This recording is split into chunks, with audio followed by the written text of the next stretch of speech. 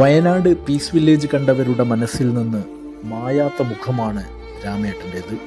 അന്തിയിരുട്ടുവോളം മണ്ണിൽ പണിയെടുക്കുന്ന കർഷകൻ.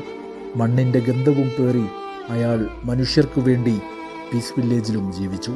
പരിചയപ്പെട്ടവർക്കൊക്കെയും ഹൃദയത്തിൽ സൂക്ഷിക്കാൻ ഒരു പുഞ്ചിരി സമ്മാനമായി നൽകി.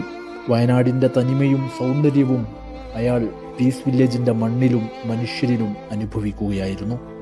ആവലാതികളില്ലാതെ ആ മനുഷ്യൻ ജീവിച്ചു തീർത്തത് നിഷ്കളങ്കതയുടെ ഒരു പട്ടുനൂൽ ജീവിതമായിരുന്നു.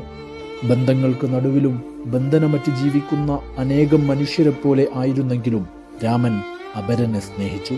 തൻ്റെ വിയർപ്പിൽ അപരനുള്ള അന്നം വിളയിച്ചു. 1000 കിലോയിലധികം വരുന്ന പച്ചക്കറികൾ പീസ് വില്ലേജിൽ അയാൾ കൃഷി ചെയ്തപ്പോഴും സ്വാർത്ഥതയുടെ ഒരംശവും അദ്ദേഹത്തെ വേട്ടയാടിയില്ല. പീസ് വില്ലേജിൻ്റെ സംസ്കാരം കണക്കെ അതൊക്കെയും മറ്റുള്ളവർക്ക് കൂടി പങ്കുവച്ചു. 100ഓളം മനുഷ്യർ ജീവിക്കുന്ന പീസ് വില്ലേജിൽ ഒരു സമയത്ത് രാമനും ഉദയനുമായിരുന്നു താരങ്ങൾ.